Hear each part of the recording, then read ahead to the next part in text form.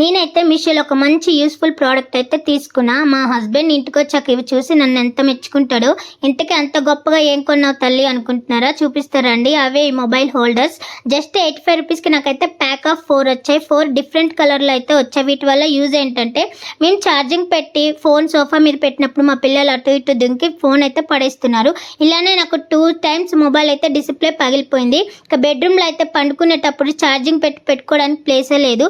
అలాంటి బెడ్ మీద పెడితే కాలు తగిలో లేదా అటు ఇటు తిరిగేటప్పుడు కింద అయితే పడిపోతుంది. ఇలా చాలా ఫోన్లు అయితే డ్యామేజ్ అయిపోయి ఇలా వర్కౌట్ అవ్వట్లేదు అని చెప్పి నేనైతే ఈ ప్రోడక్ట్ అయితే తీసుకున్నా. దీన్ని ఫిక్స్ చేయడం చాలా సింపుల్.